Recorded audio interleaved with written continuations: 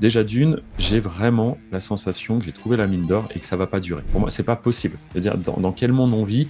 J'envoie un fichier MP4, je reçois de l'argent. Et du coup, on profitera pendant plusieurs années de 2% d'impôts. C'est dingue, hein. C'est-à-dire, tu reçois 100 000 euros de YouTube, tu donnes 2000 et les 98 000, tu peux te les verser dans ta poche net d'impôts, quoi. Et légalement, quoi. Tu regardes les commentaires, que Dieu te remercie, ouah, il faut plus de gens comme vous et tout. Le mec, il a fait un prompt avec VO3, quoi. Donc ça, c'est les nouveaux 100 000. Bon, c'est un peu coupé, OK. mais eux, je sais plus combien j'en ai. Par contre, ceux du million, là, hop, ceux-là, j'en ai 14. 14 du million, et ça commence à faire un bon paquet, ouais. Hello Hervé, enchanté. Merci beaucoup d'avoir Salut. accepté notre invitation. Pour Mhm. commencer, pour ceux qui ne te connaissent pas, est-ce que tu peux te présenter, dire qui tu es et qu'est-ce que tu fais dans la vie? Ouais, bien sûr. Alors bon, bah, je m'appelle Hervé. Je travaille sur YouTube depuis plus de 13 ans. J'ai commencé véritablement en 2012. Alors j'y étais même un petit peu avant, mais c'est en 2012 que je commence du coup à générer mes premiers revenus sur YouTube au travers de chaînes où je ne me montre pas. Donc aujourd'hui, tout ça porte un nom. À l'époque, ça n'avait pas vraiment de nom. C'est ce qu'on appelle du YouTube Automation, du YouTube Faceless, sans visage. Et donc, forcément, ça a bouleversé pas mal de choses dans ma vie. Je me suis expatrié. En 2014, je m'installe en Andorre. Et puis on a continué, toujours cette activité. Ça a fait rencontrer beaucoup de monde. Ça s'est beaucoup développé, on va dire, tant au niveau interne, au niveau de la structure, etc. Maintenant, on travaille avec un bon paquet de freelance. Et puis, bon, bah là, il y a l'IA. Donc, j'ai envie de dire, on rentre un petit peu dans le YouTube 2.0, j'ai l'impression. Ça donne un nouveau souffle à tout ce business. Et puis, quoi dire d'autre? Après mon parcours, j'ai cherché à me diversifier, puisque c'est toujours important, je pense. Donc, je me suis intéressé à l'immobilier, à la fois en Andorre, du coup, là où j'étais résident, mais aussi en France, parce que bon, je me disais, vu qu'on parle bien la langue, on va essayer d'aller faire des projets un petit peu plus importants. Et là, sur la France, ça a été des immeubles de rapport directement. Donc, voilà, toujours un petit peu curieux, toujours envie de faire pas mal de petites choses. Et si bien qu'il y a 1 an et demi, j'ai lancé même un accompagnement donc, qui s'appelle YT Business, YouTube Business. Et pour le coup, j'explique aux personnes qui ont envie de faire la même activité que moi comment se lancer et surtout, je les accompagne, quoi. Voilà, c'est un bon résumé, je pense. Un très, très, très bon résumé, ouais. Et justement, qu'est-ce qui t'a donné envie de te lancer sur YouTube en 2012? Parce qu'à cette Ouais. époque-là, c'était pas encore, un vrai business. Donc est-ce que toi, c'était par passion simplement? Ouais, bah, clairement, pour le coup, on peut le dire, c'est pas trop, l'argent qui m'a attiré, là-dedans, parce que déjà d'une, c'était un modèle économique, totalement inconnu, hein. Aujourd'hui, quand on dit gagner sa vie sur les réseaux, que ce soit YouTube, que ce soit peut-être, TikTok ou je ne sais quoi, c'est un modèle qui est compris de tous. À cette époque-là, en 2012, moi, je suis donc en train de faire un BTS, design graphique, au moment où je suis monétisé et que je commence à générer mes premiers revenus. Donc je suis à Lyon à ce moment-là. Et c'est pas du tout un modèle qui est compris, au contraire, même mes camarades de classe. Moi, il faut savoir que j'ai été déscolarisé pendant 2 ans et demi, donc j'avais un peu de retard par rapport à certains. Donc eux avaient tout juste, ils étaient post-bac, quoi, donc ils avaient 19, 20 ans maximum. Moi, j'en avais déjà du coup 22. Et donc même eux ne comprenaient pas. C'est-à-dire, on est quand même face à des jeunes qui ont tout juste la vingtaine. Je leur dis, je commence à gagner un peu d'argent sur YouTube. Eux-mêmes ne comprennent pas, me disent un petit peu les phrases qui aujourd'hui, c'est peut-être l'ancienne génération va me dire, mais comment ça, YouTube te paye, c'est les pubs, comment ça? Bref, c'était vraiment, on est les pionniers, un peu la première génération à faire ça. Et donc, moi, ce qui m'a motivé à me lancer, c'est même encore avant, durant cette phase où je suis déscolarisé, où je suis livreur de pizza, où je fais pas grand-chose pour être honnête, mais je profite un peu, eh bien, j'étais passionné d'effets spéciaux et c'est là où j'ai lancé ma toute première chaîne YouTube, où du coup, je faisais des tutoriels et j'expliquais comment, avec la suite Premiere Pro, Adobe, After Effects, comment faire des effets spéciaux. Et je trouvais ça honnêtement magique. Alors quand je vois maintenant avec un simple prompt et avec l'IA ce qu'on arrive à faire, c'est encore plus dingue pour moi, mais je me dis, il y a toute une génération qui va pas connaître le fait main un petit peu, où c'est que tes effets spéciaux, bah, tu étais là à détourer, à animer, etc. Donc c'était une chaîne d'effets spéciaux et je n'étais pas monétisé sur cette chaîne, je faisais ça purement par passion, j'avais créé une communauté, il y avait des échanges, je trouvais ça top. Encore une fois, c'était un modèle méconnu, on découvrait tout ça et c'est là qu'arrive la monétisation. Et là, en effet, dans ma tête, c'est comme, je sais pas, tous les matins, tu te fais couler un café, tu as l'habitude, tu le fais sans te poser de questions, et demain, je te dis, bah, à chaque fois que tu fais couler un café, bah, tu as 50 € qui arrivent, quoi. Je suis rémunéré pour faire un truc que j'aime faire et qui me passionne, quoi. Donc là, ouais, ça va changer beaucoup de choses, quoi. Et donc à cette époque-là, toi, comment tu trouves tes idées? Est-ce que c'est, parce que tu es passionné d'effets spéciaux que, Mhm. directement tu te dis: «Bah, ça va faire une bonne idée de vidéo»? Est-ce que c'est ta communauté qui te demande? Comment tu trouves ça? Ouais, alors il y a pas mal d'échanges, mais moi je m'inspire déjà pas mal des Américains. Alors je me demande ce qu'il faudrait que j'aille voir leurs chaînes, ce qu'ils sont devenus, parce que c'était il y a quand même une décennie maintenant. Mais j'aimais beaucoup la chaîne de Fridiou, un Américain qui faisait OK. ça. Il faisait mais des effets spéciaux. Aujourd'hui, ça va sembler un peu kitsch, un peu ringard, mais on savait que c'était faux, mais c'était bien fait. C'est-à-dire, je me souviens d'une vidéo, il avait le lance-roquette et il tirait au sol et ça le faisait sauter comme ça. Il faisait un peu comme des vidéos Call of Duty avec des amis, vous voyez, des trucs comme ça. Et il rajoutait comment c'est le nom? Rifle fire, quand tu mets des fausses flammes au bout du fusil, mais tout ça avec un suivi du canon, des explosions. Mais c'était du fait main, quoi. C'est-à-dire, on allait chercher une explosion des tourets, on l'intégrait, on faisait un tracking pour pas qu'il y ait du flottement, que ce soit bien accroché. Et donc, il y avait ça. Et également, Vidéo Copilot. Alors, eux, ils étaient très, très chauds. Ils vendaient justement des packs d'effets spéciaux. Et moi, je me régalais avec ça. Je faisais des petites vidéos amateurs. C'était vraiment top, quoi. Par contre, en effet, la monétisation arrive. Donc, je trouve ça trop bien. Mais je suis quand même plafonné. Je ne vais pas pouvoir aller générer des gros revenus quand même parce que ce que je fais, mine de rien, ça reste hyper niché. C'est-à-dire que c'est quand même un peu caché, c'est pas du divertissement. Et à cette époque-là, bah, ceux qui marchent sur YouTube, encore une fois, on n'a pas trop conscience des sommes qui sont derrière, mais on voit que ça se développe bien. Bah, c'est les Norman, Cyprien, Squeezie, etc., qui eux sont vraiment influenceurs. Pour le coup, ils se montrent. Alors moi, sur ma chaîne d'effets spéciaux, pardon, je me montrais, mais je me dis, je veux pas me mettre à raconter des blagues devant la caméra. Et comment je pourrais faire pour moi aussi profiter de tout ce système, que je comprends quand même qu'il y a vraiment de l'argent derrière, mais sans avoir à me montrer. Et c'est là où je découvre un peu les chaînes sans visage, donc en 2012, un moment où bah, c'est quand même assez méconnu, mais si je donne quelques exemples, ça va de suite parler à tout le monde. Par exemple, voilà, compilation football meilleur moment, compilation vidéo drôle, et c'est vraiment là-dessus que je me lance. Et surtout que c'est un modèle qui est réplicable, parce qu'étant donné que toi, tu n'apparais pas sur la chaîne, si tu commences à déléguer à d'autres personnes la production, et cetera, là, tu deviens gestionnaire de chaîne, quoi. Et du coup, comment toi tu trouvais les idées de chaînes après que tu créais? Est-ce que tu avais une passion, et donc tu avais envie d'en faire une vidéo, enfin une chaîne? Ou Pas alors vraiment. tu ouais, tu Bah, avais, pour moi, la passion, ça s'est un peu arrêté, sur ma chaîne de tutoriels. Là, vraiment, j'avais aucune attente en retour. Je faisais ça parce que j'aimais et puis j'étais presque un peu fier, tu sais, de te dire, tu sais, il y avait eu le film Jumper à l'époque, là, le gars qui saute, qui se téléporte et cetera, et j'avais fait des tutos sur ça, comment faire pour se téléporter. Et aujourd'hui, honnêtement, j'aurais presque un peu honte, mais c'était drôle et puis, il y avait cet effet waouh, tu vois? Maintenant, c'est vrai qu'avec une simple IA et quelques crédits, tu vas pouvoir te transformer en Venom, tu vas pouvoir faire des effets spéciaux de dingue, alors que tu sais même pas derrière comment ça marche véritablement. Là, c'était vraiment, je faisais tout étape par étape, presque parfois du image par image pour détourer. Et donc là, il y avait de la passion. Par contre, après, quand je comprends qu'on peut faire de l'argent en mettant du contenu, tu le prends, tu le réutilises, tu le modifies, très important, toujours ajouter de la valeur sur YouTube, et du coup, tu peux vraiment gagner de l'argent. Là, je me suis dit: «Il faut faire ça à fond, quoi». Donc très rapidement, il y a ma compagne qui, elle, finira les études 1 an avant moi, qui rejoint le projet. Mais j'ai même pas l'ambition de faire un projet. Moi, je me dis juste, j'ai trouvé un truc qui fait de l'argent, j'ai compris comment ça marche, let's go. Et j'ai aussi un camarade de classe, j'étais dans une école hyper sélective, si tu avais pas le niveau, il y avait pas de redoublement. C'était, bah, ça s'arrête là pour toi. Fin de l'aventure. C'était vraiment ça, une école d'art très sélecte qui tient à ses 100 de réussite, à l'examen. Donc, s'il voit que tu pas bon, bah, il te dégage, quoi. Et donc j'ai un camarade, qui a été comme ça éjecté, et pareil, je lui dis: «Bah, écoute, je commence à faire de l'argent sur YouTube, si tu veux, rejoins». Et donc on s'est vite retrouvés à 3 en fait, dans ce projet. et donc à cette époque-là, quand tu dis que tu faisais de l'argent, est-ce que c'était Mmh. déjà, ça pouvait déjà te permettre d'en vivre? Ou bien Ouais. tu avais quand même, ton job à côté? Alors là, je travaillais plus. Moi, j'ai vraiment, travaillé, alors, j'avais fait des stages étant, plus jeune et cetera. Mais sinon, là, livreur de pizza, c'était la phase où j'étais à Clermont-Ferrand, déscolarisé pendant, 2 ans et demi. C'est là que j'ai rencontré ma femme quand même, donc j'ai pas non plus perdu, tout mon temps, et c'est elle d'ailleurs qui m'a donné envie de reprendre les études, et c'est avec elle que j'irai donc à Lyon, comme j'ai dit, reprendre les études. C'est bien, les choses se rebouclent, les pièces du Ouais, puzzle. Et donc, tu me demandais, ah oui, si je pouvais en vivre. Alors, en effet, au début, même j'avais même pas l'ambition d'en vivre. Je savais même pas, en fait, ce qui était possible de faire avec tout ça, quoi, en fait. Juste compris qu'il Il y avait de l'argent. Donc, premier objectif, déjà, si je me dis: «Si je peux payer ma cantine». C'est déjà raconté, c'est assez drôle. Pour te dire à quel point il y avait pas de vraie ambition, tu vois?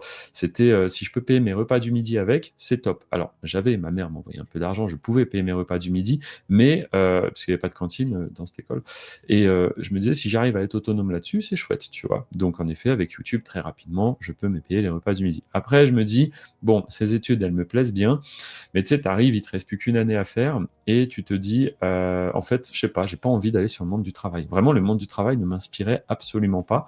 Tu sais, sorti de ces études-là, tu es censé monter ton agence, faire des sites web, des logos pour des clients, tout ça. Limite, je préférais continuer les études. Tu sais, c'est vrai, quand tu es étudiant, c'est bien parce que tu dis aux gens que tu fais quelque chose de ta vie. Je suis étudiant, super. Et puis, tu as quand même, mine de rien, quand tu es étudiant, beaucoup de congés, pas mal de temps aussi, enfin, selon les études. Mais voilà, pas du tout envie d'aller sur le monde du travail. Et donc, je me dis, bah écoute, si YouTube peut me rapporter un demi-salaire, au moins peut-être qu'après je travaillerai, mais à mi-temps. Tu vois, c'est vraiment, ça se fait étape par étape.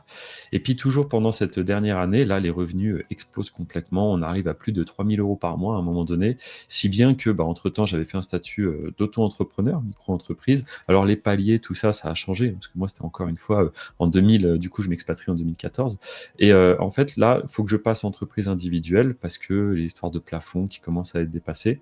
Et en fait, on n'ira jamais jusqu'à l'entreprise individuelle puisqu'on va quitter la France avant, quoi, tu vois. Et du coup, on quitte aussi pour plusieurs raisons. Déjà d'une, j'ai vraiment la sensation que j'ai trouvé la mine d'or et que ça va pas durer. Pour moi, c'est pas possible. C'est-à-dire, dans quel monde on vit? J'envoie un fichier MP4, je reçois de l'argent. Tu vois, encore une fois, Ouais. c'est comme si tu disais ça. Déjà, peut-être actuellement, il y a des parents qui ne comprennent pas ce modèle, qui disent comment c'est possible pour travailler, faut faire quelque chose. Tu peux pas juste avec des clics générer de l'argent. Et là, YouTube, c'est vraiment ça, tu imprimes vraiment du cash. Donc déjà, je me dis, ça va pas durer, c'est une anomalie, c'est pas possible. Et donc, bah, forcément, je cherche à optimiser. Je découvre, comme beaucoup de personnes, je suppose, la fiscalité. Je connaissais rien, moi, tu vois. Et je me rends compte que c'est quand même assez lourd. Et puis à ce moment-là, bah, j'entends parler de l'Andorre. Enfin, on fait quand même des recherches parce que l'Andorre n'était pas du tout populaire. Puis on n'a jamais eu vocation, je pense, on n'est pas des grands voyageurs de base, tu vois. On ne veut pas partir à l'autre bout du monde. Et Andorre, c'est à 2h30 de Toulouse. Tu es dans le sud de la France, entre guillemets. C'est pas à l'autre bout du monde, quoi. Donc c'est ma femme qui partira créer la société là-bas. Et puis en même temps aussi, j'ai eu une possible collaboration avec quelqu'un. Donc voilà, on y va. Et puis si ça marche 2 ans, c'est pas grave, on revient. Je veux dire, quand tu t'expatries, c'est pas pour toujours, tu vois, tu peux revenir, quoi. Donc c'est comme ça qu'on arrive bah, en Andorre en 2014, du coup. OK. Ah, c'est un beau parcours en tout cas, mais ouais, c'est clair que Ouais, merci. je pense que tu as bien fait en tout cas de t'expatrier Avec du et recul, même sur plein de raisons, parce que ouais. bah, un peu plus tard, on investira aussi. Tout à l'heure, je parlais d'investir dans l'immobilier. Bah, on investira en Andorre. Tout à fait x2, tout à fait x2, même les loyers, quoi. Je veux dire, pour ceux qui veulent aujourd'hui venir s'installer, les loyers sont assez élevés, en Andorre comparé à ce que c'était il y a 10 ans. Et puis la France, c'est pareil, bah, je l'ai quitté, mais je vois un petit peu comment ça se passe dans les grandes villes. C'est pas toujours simple non plus, quoi. Donc en vérité, très, très bonne décision, c'est sûr, avec du recul, quoi. Non, c'est clair, bah, quand on travaille comme ça en plus, bah, je sais pas si toi tu travailles de chez toi ou si tu as Ouais, ouais. des locaux ou quoi, On avait eu dédiés, des bureaux. Au début, on en aura et puis après, on les aura plus. En plus de ça, alors la petite anecdote, c'est intéressant, j'en parle pas souvent, mais vu que tu parles des locaux, faut savoir que fiscalement en Andorre, c'est 10 d'impôts. Alors, 10 comme ça, tu dis ça à un Français, il dit: «Donne-moi plus de détails». C'est quoi? C'est l'IS, c'est les dividendes, c'est sur le tu vois? Ça veut tout et rien dire 10 d'impôts. Donc en fait, pour faire très simple et c'est très simple, peu importe l'activité que tu fais, peu importe les montants que tu génères, que tu fasses 100 000 € à l'année, 1, 2, 3 millions à l'année, c'est 10 10 d'IS. Donc tu as ta société, il y a de l'argent qui rentre dedans, OK, ça du coup, c'est ton chiffre d'affaires. Tu vas payer, tes différentes charges, il te reste ton bénéfice. Ton bénéfice, tu te donnes 10 à l'Andorre, il te reste donc 90 d'argent dans ton entreprise, net d'impôts cette fois-ci. Mais ils ne sont pas encore à toi, ils sont dans ta boîte. Donc si tu les veux toi en perso, tu te les verses en dividendes et les dividendes, c'est 0. Donc voilà, c'est vraiment 10 sur ton bénéfice.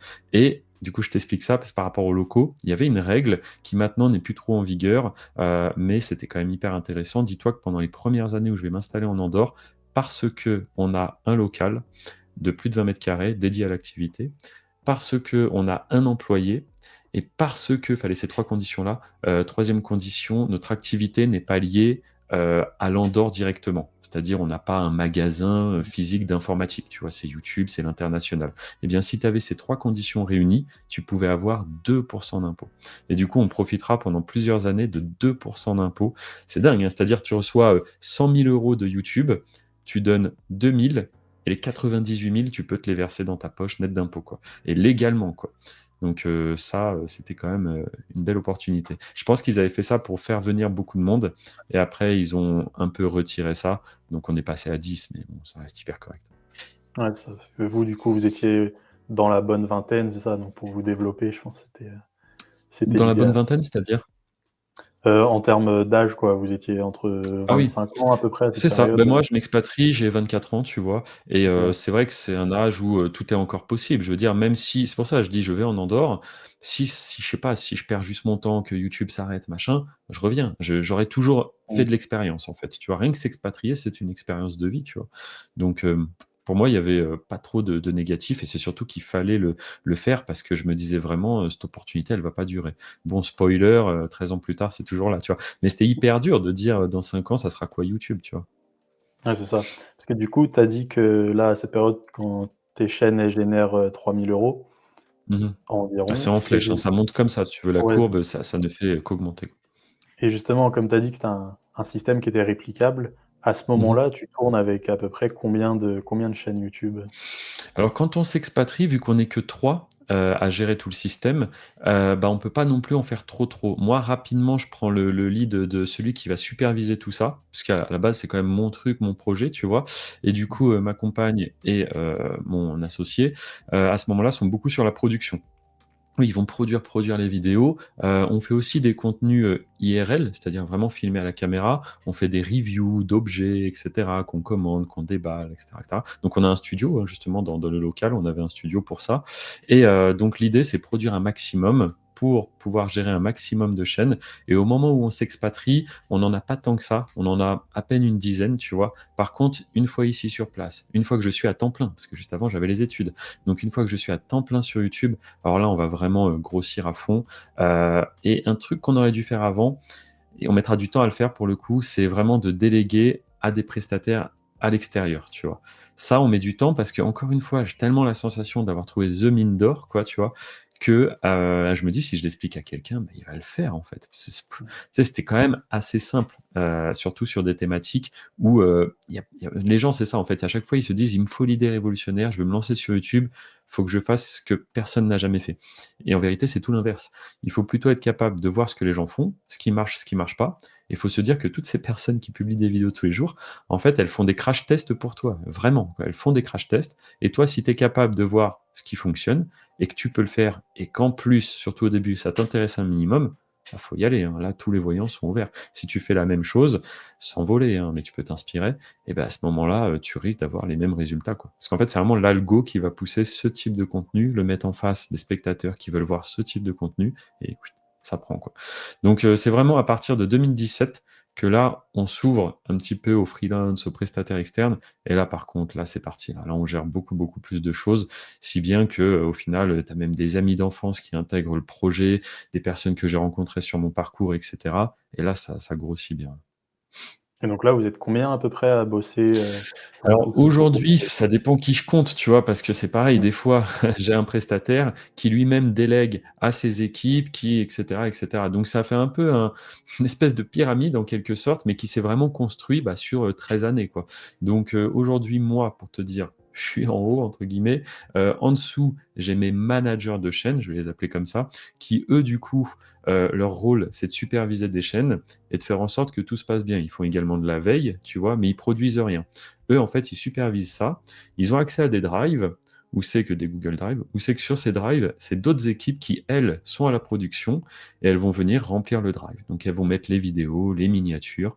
Et le manager, lui, son but, c'est de regarder vraiment ce qui fonctionne en ce moment, d'optimiser les SEO, parce que on est quand même sur quelque chose de vivant, c'est ça. YouTube, c'est pas du tout figé, c'est un océan, quoi. Ça bouge en permanence et si tu es pas capable de comprendre les règles du jeu, tu peux pas gagner, tu vois? Donc c'est hyper important de savoir quoi faire, quand faire et comment faire. Et donc les managers, c'est un peu ça leur but.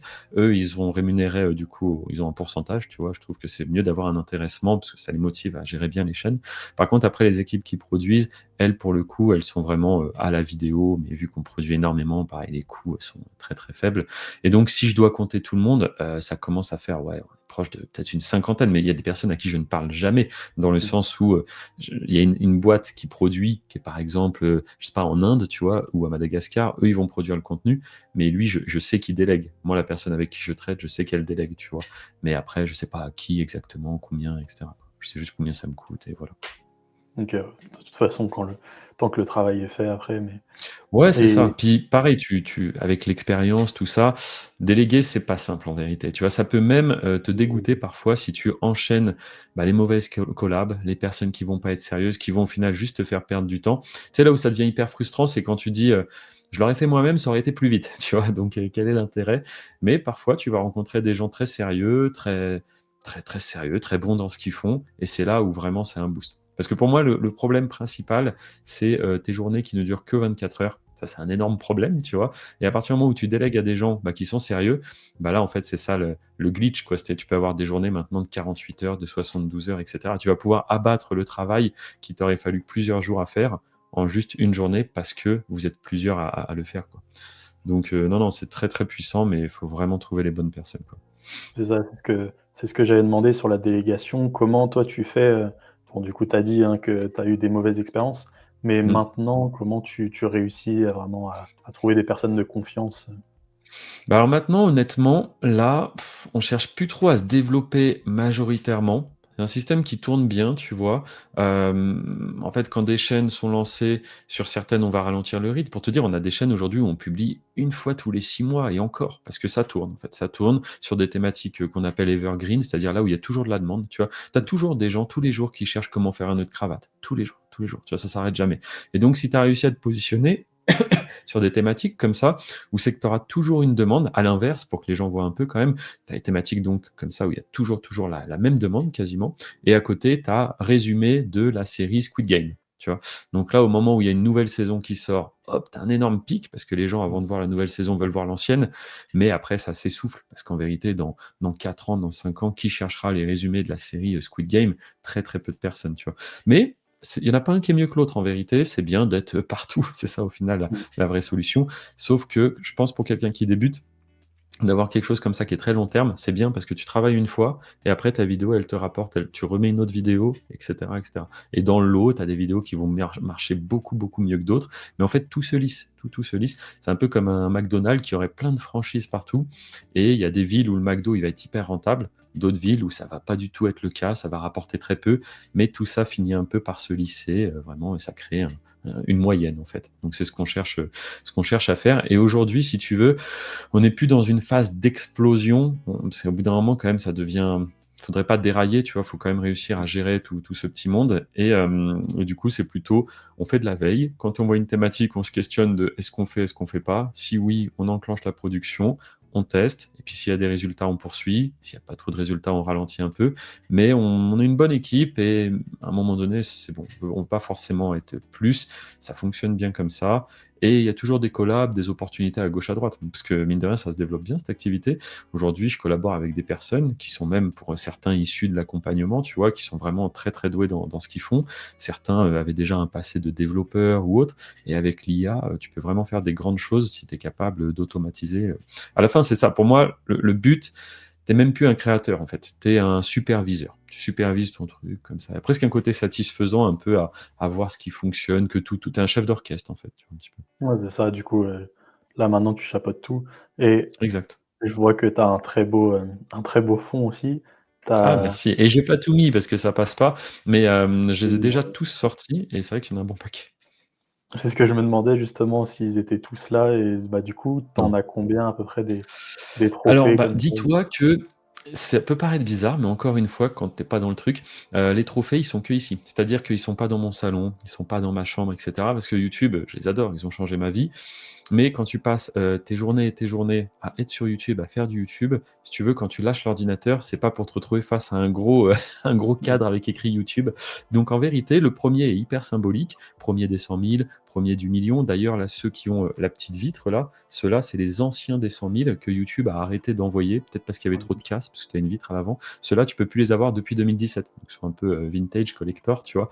Et donc, au fur et à mesure que je les recevais, bah, je les mettais à la cave, en fait. Et c'est quand je sors l'accompagnement, je me dis, bon, faut la légitimité, il faut montrer, tu sais, on est quand même dans une époque. Et je pense, justement, je coupe là-dessus, mais si vous voyez quelqu'un qui vous dit quelque chose, machin, je pense qu'on a une époque où c'est un peu plus simple de se renseigner sur les personnes. Donc, foncez pas tête baissée, prenez le temps de vous renseigner, parce que tout le monde peut raconter littéralement n'importe quoi. Bah, prenez un peu de temps. Moi, c'est ce qui se passe dans l'accompagnement. Des fois, il y a des gens, ils me suivent depuis 1 mois, 2 mois, 3 mois. Et enfin, ils décident de rejoindre. Et c'est bien parce qu'ils n'ont pas rejoint, parce qu'il y a 2 jours, ils m'ont découvert. Et moi, c'est vraiment ce que je dis. Prenez le temps de bien vous renseigner, puisque la formation en ligne, je le découvre, hein, ça fait qu'un an et demi que j'ai lancé ça, mais c'est quand même un domaine où il y a un peu de tout aussi, quoi. Faut faire attention. Et donc, les trophées, c'est au moment où je lance la formation, je me dis, bah là, vas-y, je vais tous les sortir. Et j'ai été moi-même presque surpris de voir tout ce qu'il y avait, sachant qu'en plus, spoiler, j'ai pas tout, parce que aussi, des fois, j'avais des très bons collaborateurs, des managers de chaîne. Pour moi, ça me paraissait normal. Je disais, bah, le prochain trophée, il sera pour toi, etc. Parce qu'au bout d'un moment, tu les reçois, tu les mets à la cave. Et donc, en les sortant, les petits, alors je sais pas si on les voit ici, Silver, donc ça, c'est les nouveaux 100 000. Bon, c'est un peu coupé, OK. mais eux, je sais plus combien j'en ai. Par contre, ceux du million, là, hop, ceux-là, j'en ai 14. 14 du million et ça commence à faire un bon paquet, ouais. Ouais, quand même. Bon après je te dis, au bout d'un moment, c'est secondaire. Toi, ce que tu vois vraiment, c'est, bah, les revenus que ça génère parce qu'au final, c'est quand même ça qui va avoir un vrai impact, sur ta vie. Et on peut en parler rapidement. Je sais pas la direction que tu veux que prenne, cet épisode, mais après investir pour moi, ça reste quand même très important et toujours chercher à se diversifier, quoi. Ainsi, justement, si tu veux en parler un petit peu de, bah, tous les accomplissements que tu réussis, même au niveau financier, de tout ce que Mmh. YouTube peut te générer, Bah, pour moi, après quand même avoir échangé avec beaucoup d'infopreneurs, d'avoir, regardé un peu ce qui se passe partout, je me dis: «J'ai quand même eu» toujours une petite part de chance, mais ta chance, tu la provoques aussi, mais j'ai choisi, on va dire, le bon business pour le coup. Parce que YouTube, si tu compares un petit peu à beaucoup d'autres choses, bah, créer une chaîne YouTube, c'est gratuit. Ça coûte 0 €. C'est-à-dire là, en 3 minutes, je peux aller sur Google, sur Gmail, hop, créer une chaîne YouTube, j'ai une chaîne YouTube, c'est gratuit.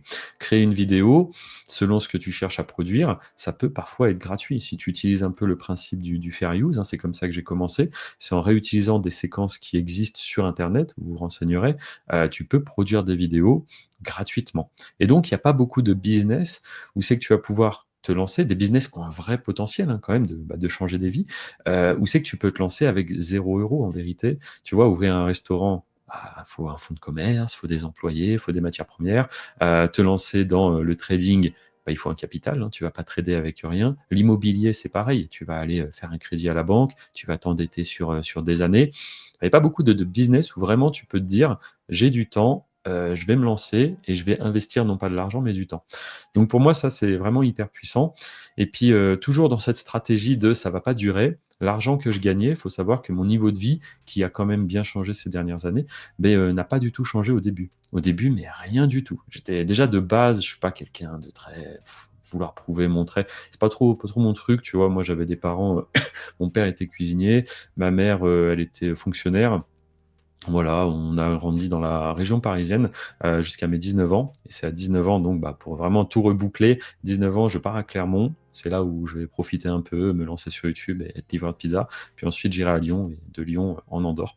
Voilà pour le parcours et donc c'est pareil, tu sais, pareil, on vit en Andorre, on n'a pas forcément d'amis ici donc quand tu connais personne et côtoies personne, bah, tu rien à prouver à personne et puis quand tu es pas passionné, pareil, je suis pas forcément passionné par l'automobile ou autre, donc au début, bah, tout cet argent, on l'investit dans l'immobilier. Tu sais, j'ai été formé par personne, quoi. Donc la bourse, ouh ça me faisait peur. Et puis bah, ouais. l'IMO, voilà, tu entends parler de ça. Donc j'ai quand même acheté à cette époque-là 2 formations pour me former sur l'immobilier. Et ça sera mon premier pas justement dans le monde des formations. Donc, c'est en 2016-2017. Comme je l'ai dit, immobilier en Andorre, immobilier en France. parce qu'en France, on va essayer d'aller chercher directement des immeubles de rapport. Il y a un interview d'ailleurs qu'on peut retrouver de moi qui date de 2021, où c'est qu'il y a quelqu'un qui m'a accompagné justement sur ces projets IMO, je peux en parler, il s'appelle Robin Eldin. À mon avis, si vous tapez Robin Eldin et Hervé Delaine sur YouTube, vous trouverez cette interview. Et il est intéressant parce que déjà en 2021, bah, j'explique comment je génère mes revenus quoi, à travers mon réseau de chaînes sur YouTube. Une époque où je n'ai pas d'accompagnement, rien du tout, puisque l'accompagnement arrivera en fin 2023, début 2024. Donc très intéressant, une fois de plus, renseignez-vous un peu sur qui dit quoi, qui fait quoi, c'est important. Et puis, bah, du coup, Robin m'a fortement accompagné sur les projets que j'ai faits, en France, au travers donc d'immeubles de rapport. Et là, c'est le truc où il faut pas se planter, parce que quand tu achètes un immeuble, si tu fais une erreur qui peut être très grave, hein, je sais pas moi, il y a un défaut sur le bâti, votre immeuble, et beh, vous pouvez pas le revendre, vous pouvez rien en faire, mais là, c'est catastrophique, quoi. Donc là, pour le coup, fallait être accompagné. Et puis, bah, suite à ça, pareil, j'ai toujours cherché à diversifier, donc j'en parle notamment dans la formation. Pour moi, la formation, c'est le reflet de moi, que j'ai fait vraiment. C'est-à-dire, je vous explique comment vous lancer sur YouTube, comment générer des revenus sur YouTube. Ma promesse, c'est que je vous accompagne jusqu'à temps que vous faites, 100 € par jour, ce qui pour moi est une bonne promesse, tu vois? C'est pas à démesurer. On peut bien sûr faire plus, mais je voulais quelque chose qui est en accord avec moi aussi. Donc ça, c'est la promesse. Et dans l'accompagnement, je sors même sur la fin un peu du cadre YouTube, parce que j'explique du coup comment je fais travailler mon capital. Parce que pour moi, il y a un truc qui est hyper important, c'est cette fameuse liberté, que ce soit financière, géographique, tout ça. Bah, en vérité, tu l'obtiens vraiment le jour où c'est ton business ou ton capital, mais qui tourne vraiment pour toi. Parce qu'il y a eu des phases, à un moment donné, où vraiment, bah, je faisais beaucoup d'argent, mais j'y passais tellement de temps que j'étais pas du tout libre. Alors tu fais de l'argent, c'est super, hein, Mmh. mais tu es pas libre du tout. Et c'est que à partir du moment où cet argent, tu arrives à le sortir un peu et le faire travailler, là oui. Là, quand tu as vraiment des placements à 10 12 sur l'année, hein, qui tournent en automatique sans que tu aies rien à faire, là, on peut dire que tu as accès à, en effet, une forme de liberté à la fois financière et puis surtout tu as ton temps, quoi. C'est ça qui est important. Donc c'est comme ça que c'est pensé. En fait, j'ai fait tel que moi, il y a 10 ans, j'aurais adoré avoir le parcours de A à Z. Comment faire pour faire ses sous, faire travailler ses sous et profiter, quoi. OK. Et donc là, actuellement, il y a que l'immobilier où tu fais travailler tes sous ou tu as aussi Non, d'autres, non, d'autres investissements, l'immobilier d'ailleurs, c'est du boulot. Moi, en plus, Ouais. j'ai choisi de faire du logement, nu, tu sais, de la location, nue. Donc c'est-à-dire que logiquement, c'est le plus passif comparé à l'opposé, ça serait de la courte durée où tous les jours tu vas changer de locataire quoi, avec du Airbnb. Là, typiquement, c'est des gens qui signent un bail et qui vont rester, des années, tu vois? Ils peuvent même faire des travaux s'ils ont envie. Mais c'est de la gestion et surtout en France. Surtout en France, toujours des anecdotes, toujours il y a même eu des podcasts, puisque j'ai aussi une chaîne de podcasts du coup, où concrètement on te sort des fois quelques anecdotes, parce que j'aime bien en parler, hein, au final il faut le dire, hein, c'est pas un secret quoi. Je veux dire, des gens qui ont envie de faire de l'immobilier, il faut aussi qu'ils sachent un petit peu ce que c'est. Énormément d'anecdotes, alors ça fait rire, hein, avec du recul, mais quand tu es en plein dedans, c'est des galères, c'est de la gestion. Je commence à réfléchir à en revendre un petit peu peut-être, tu vois, en France, voilà. Et sinon après, je suis sur pas mal de plateformes, alors des plateformes françaises, agréées par l'AMF, l'Autorité des marchés financiers pour ceux qui connaissent, enfin des choses sérieuses quoi quand même, où c'est que ça touche un peu à l'immobilier et ça touche aussi un petit peu à des sociétés, tu vois? On peut faire, des prêts pour des sociétés, de l'affacturage, je sais pas si ça te parle? C'est en fait des sociétés, je te prends un exemple, quelqu'un qui a par exemple des artisans dans les travaux, il a un gros chantier, là, il signe un gros chantier, mais il n'a pas les fonds pour acheter la matière première. Mais il a les bonhommes pour aller travailler, tu vois. En fait, tu vas donc lui prêter de l'argent, il va pouvoir acheter les matières premières, il va pouvoir faire son chantier, et dans 6, 7 mois, quand le chantier est terminé, il te rembourse avec des intérêts, tu vois. Ça, c'est des bonnes manières de faire travailler son capital, et puis tu sais où est ton argent, je te dis, c'est principalement des sociétés françaises, quoi. Ouais, c'est ça. OK, Donc ça, OK. c'est pas mal. Après, il y a un peu de bourse, un peu de crypto, tu essayes de diversifier, quoi. C'est vraiment ça le but, et tu un peu partout, quoi. Ouais, ce que je me demandais et ça, du coup, tu as dit que tu t'es un petit peu formé avec des formations en ligne, ça dès le départ et Mmh. c'était Alors quoi? que l'IMO, C'était quoi? Que que l'IMO? l'IMO. OK. Tu me demandes, qu'est-ce que j'avais pris, c'est ça? Ce que tu avais pris et même quelles étaient tes premières impressions sur les formations en ligne, à l'époque? Bah, honnêtement, en 2017, très content, très, très content, je peux le dire, c'est pas un secret. Je pense j'avais pris, celle de Yann Darwin à une époque où, il était pas encore à Dubaï. Il avait, petit immeuble de rapport, quelques biens en location courte durée, mais c'était top parce qu'en fait, moi, j'avais commencé par me renseigner à fond, regarder du contenu gratuit, et en fait, au bout d'un moment, tu atteins un plafond avec le contenu gratuit parce que, déjà d'une, tu peux entendre tout et son contraire. Donc là, c'est compliqué, tu vois? Parce que chacun parle un peu de son expérience. Donc il y en a un, il va te dire: «Oh mais ça, c'est ce qu'il faut faire» et l'autre, il va dire: «Ouh là, j'ai fait, surtout pas ça», tu vois? Donc c'est un peu compliqué et puis au bout d'un moment, tu te mets à te taper des vidéos de 20 minutes pour peut-être choper une info, qui était pile poil à ce moment-là, quoi. Le reste, tu le connais déjà. Donc la formation, elle est pas mal dans ce sens où on te prend, du début, on t'emmène, hop, à la fin, tout est logique, tout se suit, tout est cohérent et puis, bah, si la personne est sérieuse derrière, ça fait des bonnes formations. Donc moi, j'avais pris celle de Yann et j'avais pris, Michael Ferrari, je crois. Michael Ferrari et pareil, très, très, très bonne formation. J'étais très content des 2. Ça se complétait bien au final et donc là, je me sentais, on va dire, armé pour aller, chercher des immeubles de rapport, en France, quoi, tu vois? Parce que pareil, tu as tout un aspect fiscalité qui est assez, lourd, une fois de plus et faut être bien bien informé là-dessus parce que pour l'immobilier, ceux qui ne le savent pas, peu importe où toi tu habites, pour l'immobilier, tu seras imposé là où est ton immobilier. Donc c'est vrai que même si je suis résident en Andorre, l'immobilier que j'ai en France, lui, pour le coup, est imposé en France. Et encore une fois, c'est très lourd. Ouais, ouais, je pense bien. Et donc est-ce que tout ça, ça t'a donné est-ce que c'est ça qui t'a donné, toi, envie par la suite de te lancer dans la formation aussi et de former des gens Ouais, ou ça, alors c'est une question intéressante. On me la pose de temps en temps. Alors, il y a plusieurs façons de la poser. La première, c'est: «Ouais, qu'est-ce qui t'a donné envie de faire de la formation?» La deuxième, c'est: «Mais si ça marche si bien, pourquoi tu nous en parles?» Donc ça, c'est une bonne question, je peux y répondre et bah, pour dire, comment est-ce que ça s'est passé un petit peu. Donc moi, je fais mon truc, je suis très, très content que personne en parle, que ce soit totalement méconnu parce que dis-toi que même, certaines personnes, des fois, je veux pas trop dire ce que je fais. Quand on me demande, je dis: «Je suis dans le marketing digital», à l'époque où je fais que YouTube, que et de l'immobilier, tu vois? Mais j'en parle pas parce qu'en fait, la question qui suit quand tu dis: «Je suis sur YouTube», c'est: «Ah, c'est quoi tes chaînes?» Ça, c'est la deuxième question, tu vois? Et en fait, il y a aucun intérêt à donner ces chaînes. C'est un petit peu comme si, je te disais, je vends des produits sur Amazon, ça marche bien, j'arrive à identifier les produits gagnants de chaque été, de chaque hiver et toi tu me dis: «C'est quoi les produits?» tu vois? Tu vois, c'est vraiment le plus compliqué presque, c'est de trouver les bonnes thématiques, les bonnes niches et pour ça, il y a des process qu'on utilise régulièrement, mais tu as pas trop envie de donner la solution justement à cette équation qui est quand même assez, compliquée, surtout au début, quoi. Et donc je regarde un peu ce qui se passe quand même, parce que je vois des mecs qui commencent à parler de ce business que je fais depuis, une décennie, tu vois?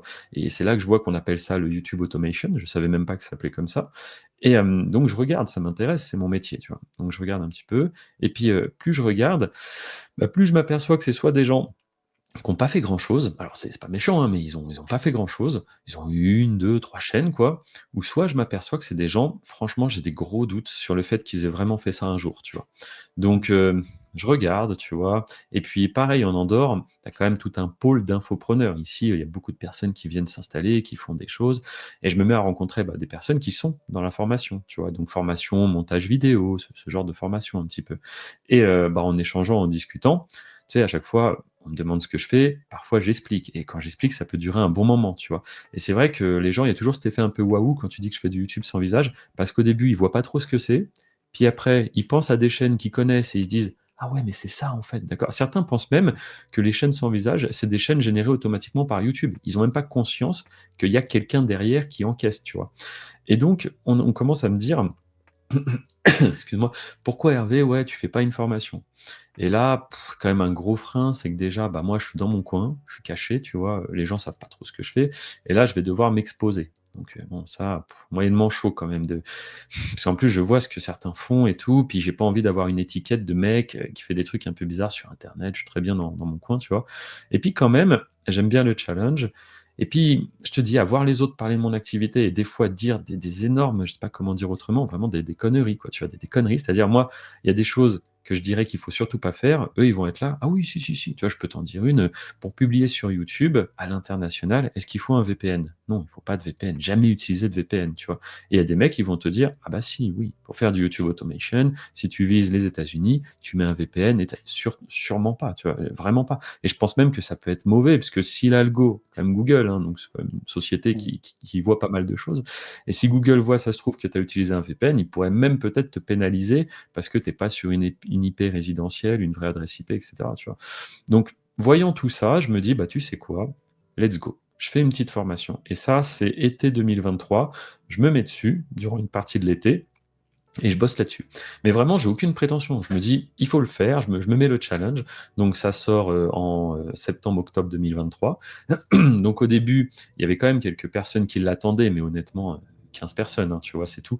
Parce qu'il y a des gens qui me suivaient, qui voyaient alors j'avais un Instagram, ça c'est important, on mettra peut-être dans la description, tu verras. Avec Tout mon à nom et fait, ouais. prénom, on le trouvera sinon, Hervé Delagne. Et en gros, j'avais commencé à alimenter un Instagram depuis 2017 pour le coup.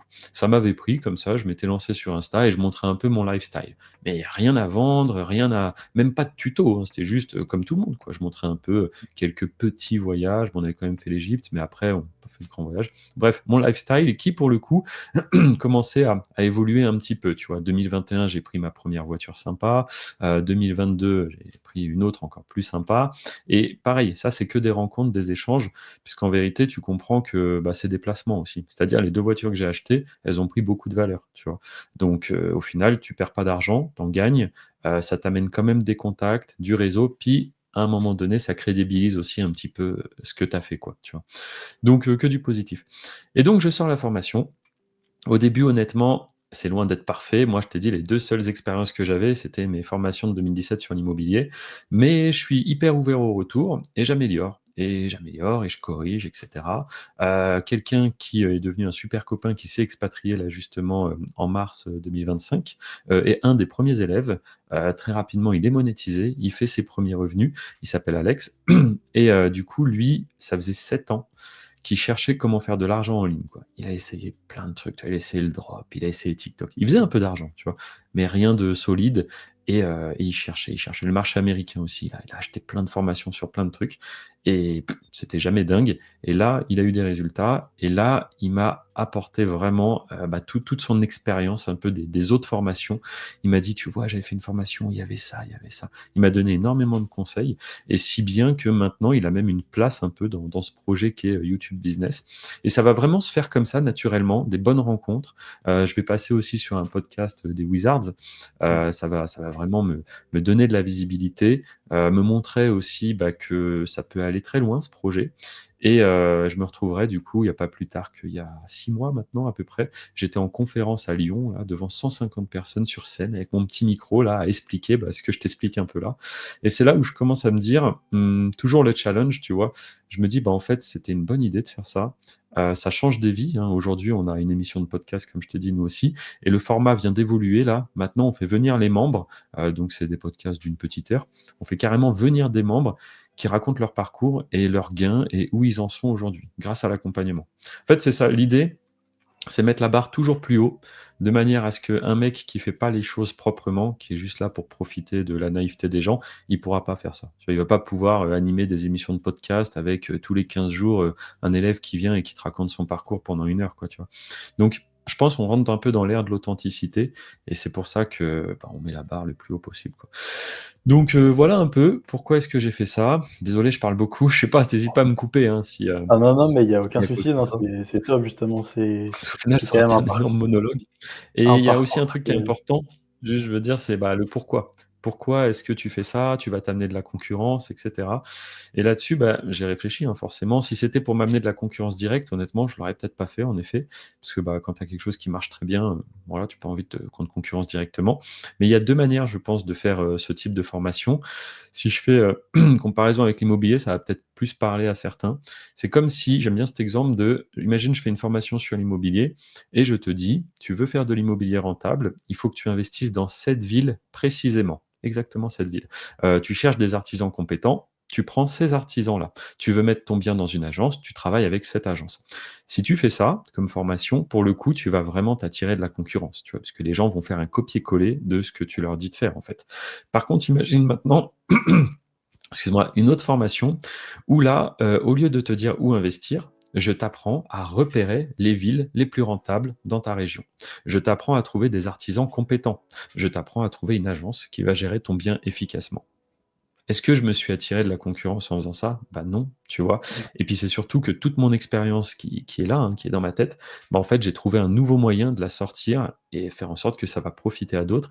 Et en tant qu'infopreneur, bah à un moment donné, si tu te dis: «Je peux faire un truc où je suis totalement légitime, où je peux tout prouver, tout justifier et que, en plus, cerise sur le gâteau, ça peut m'apporter peut-être une nouvelle source de revenus», franchement, je dirais que c'est presque stupide de pas le faire ou alors tu as la flemme ou je sais pas, mais pour moi, en tout cas, je m'étais dit: «Bah, let's go», quoi, tu vois? Et franchement, aujourd'hui, je regrette pas parce que c'est quand même une activité où tu es beaucoup dans ton coin, mine de rien, tu vois? C'est-à-dire tu rencontres des gens, mais parce que YouTube, ça reste un petit écosystème. Mais quand même, là, le fait d'avoir fait cette formation, encore ce matin, j'étais en ville, là, alors quelqu'un qui n'est pas dans la formation, mais qui m'a découvert au travers des podcasts et qui avait des questions sur l'Andorre, tu vois? Ça me fait rencontrer énormément de monde et le réseau, ça reste hyper important, quoi, tu vois? Ah non, c'est clair, c'est clair Voilà. et ah bah, c'est un très beau parcours justement et je me demandais, est-ce qu'au début c'était difficile de faire de la formation? Parce que je sais pas si c'est inné pour toi d'apprendre aux gens comment faire telle ou telle chose. Est-ce que tu as appris Mmh. au fur et à mesure? Parce que là maintenant ça fait 2 ans à peu près. Ouais, ça Comment ça fera s'est 2 ans passé? bientôt, c'est vrai. Bah, en fait, alors on m'a dit que, j'étais assez pédagogue, donc je suis quand même surpris et content de l'entendre.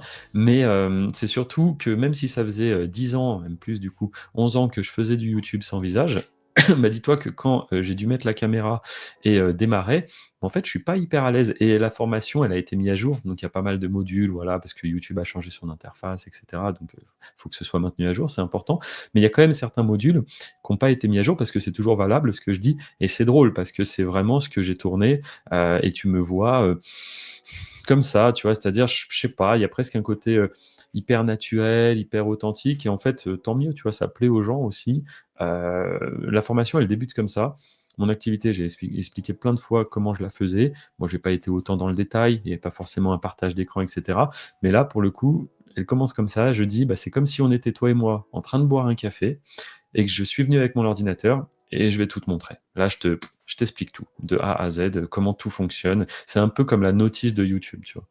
Donc, au final, forcément, tu gagnes en assurance, tu vois? C'est comme là, les interviews et cetera. Plus tu en fais, plus tu es à l'aise. Rien qu'être monté sur scène, honnêtement, ça m'a donné envie de refaire des conférences en présentiel. C'est une super expérience. Puis là, tu vois les gens, tu sais, après la conférence, ils viennent, ils te posent des questions, tout ça. Donc, franchement, c'est top et bah, toujours un peu sortir de sa zone de confort. Aujourd'hui, je pense que c'est presque ça qui m'anime, tu vois? J'ai envie de challenge, de faire des choses. Il y en a pas mal aussi qui m'ont dit ce qui était intéressant avec mon «cas» entre guillemets, c'est que je me suis vraiment fait avant la formation, tu vois? C'est pas la formation qui m'a fait niveau financier, parce qu'il y en a, ils sont pris là-dedans, tu vois? Ils lancent une formation, grâce à la formation, ils vont faire de l'argent et c'est ça qui va les rendre riches et du coup, ils sont peut-être plus tentés, je pense, de prendre des raccourcis, tu vois? De se dire: «Waouh, si j'ai fait tant, je veux faire tant, je veux faire tant». Moi, honnêtement, demain, je pourrais tout couper, que c'est OK, tu vois? Il y a l'IMO, il y a YouTube et même YouTube, j'en aurais plus fondamentalement besoin, quoi. Je vais le garder, je vais jamais lâcher un business qui marche. C'est hyper frustrant de se dire: «Oh bah ça tourne très bien, bah, tu sais quoi? On laisse tomber». Je suis pas comme ça, tu vois? Mais en soi, YouTube, au bout d'un moment, j'avais un peu fait le tour. 10 années à faire le même truc, bon voilà, c'est moins, waouh qu'au début, hein, comme je te disais, les trophées, tu les mets à la cave au fur et à mesure que tu les reçois et là, pour le coup, la formation, bah, ça reste dans YouTube, donc pour moi, c'est super. C'est juste que là, bah, tu accompagnes des gens à répliquer ton schéma, quoi. Ce que toi, tu as fait, il y a des familles, il y a en Andorre, pareil, c'est petit Andorre, donc dès que quelqu'un est passage, il m'envoie un petit message et c'est avec plaisir que je rencontre, les personnes, qu'elles soient membres ou même pas membres, en vérité, tu vois? Ouais, non, c'est clair, comme tu disais que, bah, les formations en ligne, tu en as beaucoup qui veulent faire de l'argent avec la formation et je pense que c'est ça qui a Mmh. créé vraiment une mauvaise Ouais, image à ouais. tout ça. Mais Bah, pour moi, ouais, vraiment, le contre-pied de enfin, ce qu'il faut que les gens fassent, c'est se renseigner, se renseigner. Et tous ceux qui te disent un peu: «Vite, vite, c'est maintenant», tu sais, le FOMO là: «Vite, vite, c'est maintenant, faut rejoindre, il y a que 2 places, il y a que 2 places». Déjà ça, pour moi, c'est un énorme, énorme red flag, tu vois? Moi, la formation, elle est là depuis 2 ans, elle continue de s'améliorer, elle va continuer d'être améliorée. Si quelqu'un veut rejoindre, bah, super, il est le bienvenu. S'il veut pas rejoindre, il y a pas de souci, tu vois? Enfin, je voilà quoi. Alors qu'on ouais, dit: «Oh, c'est c'est clair. maintenant ou jamais», c'est un peu bizarre quand même, hein. Ouais, Mais moi, bon. c'est comme tu disais, c'est l'authenticité pour moi qui fait tout, tu vois, là, Mmh mh. tu parles, tu pas forcément les gens à joindre ta formation, même si c'est toujours Bien sûr, l'objectif, bah, mais pareil, tu vois, si quelqu'un veut se lancer dans ce business, tu sais, il a compris que ça existe déjà, c'est pas mal et il se dit: «Putain, moi je veux faire une formation», bah, je me dis: «S'il y avait pas la mienne, bah, il irait chez quelqu'un d'autre» et honnêtement, des gens qui font ça depuis 13 ans, qui ont une telle expérience je me là, tu vois, je me jette des fleurs et tout, mais j'en ai pas rencontré beaucoup, tu vois? J'en connais, mmh, hein, parce que quand j'ai démarré, j'ai rencontré d'autres personnes, notamment des Italiens avec qui on a travaillé, collaboré sur beaucoup de projets. Ils sont hyper chauds, mais voilà, sur le marché francophone, qui propose un accompagnement, je sais pas, connais pas. ouais, ouais, Je pense qu'il y en a très, très peu et Mmh. j'écoutais justement le podcast des Wizards, juste avant pour OK. préparer un peu l'interview et donc ouais, tu disais que tu t'es montré au final, sur YouTube que, sur ta chaîne, Hervé, YouTube Business, donc un peu Mmh. pour aussi promouvoir cette formation, c'est ça? C'est ça, c'est qu'à un moment donné, tu rentres dans un espèce de paradoxe où tu dis: «OK, j'ai l'expérience, je vais expliquer aux gens comment démarrer, comment se lancer sur YouTube». Donc c'est le but de la chaîne en effet, Hervé, YT Business, une chaîne où je publie tous les dimanches, depuis que j'ai lancé la formation, tous les dimanches une vidéo et c'est en libre accès, c'est gratuit, c'est sur YouTube. Donc ça, c'est pas mal aussi quand des personnes me disent: «Oui, mais toi directement, c'est pour t'enrichir machin». Je Tu sais quoi? Commence par ce que je publie en libre accès. Aujourd'hui, il doit y avoir presque une centaine de vidéos. Du coup, tout ça est gratuit, vas-y et déjà tu verras si ça te plaît ou pas. Si ça te plaît pas, ça sert à rien d'aller plus loin et c'est des pour moi très important. Au moins ça leur permet de comprendre comment ça fonctionne plutôt que peut-être acheter une formation alors que tu as pas bien compris, de quoi ça parlerait, tu vois? Donc c'est ça, je dis tu rentres dans un paradoxe où tu dis: «Je vais t'expliquer comment réussir sur YouTube, mais moi je vais jamais rien vous montrer de moi sur YouTube», tu vois? Et puis le seul moyen de voir, c'est de payer. Je trouvais ça un peu dommage, donc j'ai lancé cette chaîne. Encore une fois, là, c'est très, très, très niché. C'est-à-dire, c'est moi qui parle de mon travail. Je suis totalement conscient que ça va pas intéresser tout le monde. Mais cette chaîne, elle a aujourd'hui 54 000 abonnés, là, au moment où on enregistre. Et puis, ça se développe. Et puis, il y a une vidéo à 200 000 vues, etc., etc. Alors qu'encore une fois, c'est hyper niché. Tu vois, c'est vraiment moi, je t'explique comment je fais mon travail. On n'est pas sur des vidéos rigolotes, du divertissement, etc. Et c'est intéressant parce que bah, les conseils que je partage, bah, je les ai forcément appliqués sur les chaînes aussi que je lance et cette chaîne-là notamment. Et c'est pareil sur la chaîne de podcast. Là, elle commence à bien prendre. On est à 6 000 abonnés, alors que c'est moi qui suis posé pendant 1 heure à parler de mon activité. Tu vois, chaîne qui est lancée depuis, ouais, pareil, à peu près 6 mois. Bon, c'est un bon début. On va voir jusqu'où ça ira. Et j'ai même là, bah, je te le dis en avant-première, mais je vais pas te dire exactement ce qu'il y aura dessus. Mais là, je vais même lancer une troisième chaîne encore, tu vois, qui sera différente des deux premières. La première, c'est des tutoriels de 10 minutes à peu près, ceux qui veulent apprendre. C'est exactement ce que je faisais il y a 10 ans avec ma chaîne d'effets spéciaux, en fait. Sauf que là, c'est sur mon activité. L'autre, c'est une chaîne de podcast. Donc là, c'est pour des gens qui veulent aller chercher de la valeur, me découvrir un peu, découvrir tout ça. Et là, on va lancer une troisième chaîne avec un autre format dans les semaines qui arrivent. Toi, c'est comme je te disais avant, toujours mettre la barre plus haut, plus haut, plus haut. Mmh. Je me dis, un mec qui est pas clean, jamais il va faire ça. Tu vois, au mieux, il va payer des pubs pour diffuser ses publicités, son truc. Mais quand tu regardes un peu, tu dis: «Mais il fait rien sur YouTube, en fait, ce gars-là, je comprends pas», tu vois? Ouais, c'est ça, non. Non, non, les meilleures pubs, bah, pour moi, c'est juste de donner de la valeur au moins gratuitement et puis qu'après les gens, ils voient que tu es quelqu'un de réglo, C'est ça. que ce que tu dis, c'est intéressant. Moi, je Mmh fais mh. à côté des makers, je fais du montage vidéo et OK. j'ai déjà pu faire, ouais, des montages pour des ads d'infopreneurs comme ça Mmh. et c'est des trucs que moi j'aime pas trop faire parce que les mecs, tu vois, il y a pas trop d'authenticité, c'est, Mmh. «Va rejoindre ma formation» et tout. C'est ça, c'est un peu forceur et puis après, ce que j'aime pas aussi, c'est que tu joues sur beaucoup de comment dire? Des faiblesses un peu de l'être humain, tu vois? Comme on disait, le Mmh. côté FOMO, le côté: «C'est maintenant, trop tard», enfin: «Plus tard, ce sera trop tard» et cetera et cetera. Et puis alors là, en effet, comme je te disais avec l'IA qui donne un peu un nouveau souffle à tout ce business sur YouTube. Alors là, je les vois arriver, hein, les gars qui, il y a, 1 an, ils te parlaient de TikTok et maintenant ils sont Mmh. devenus experts sur YouTube.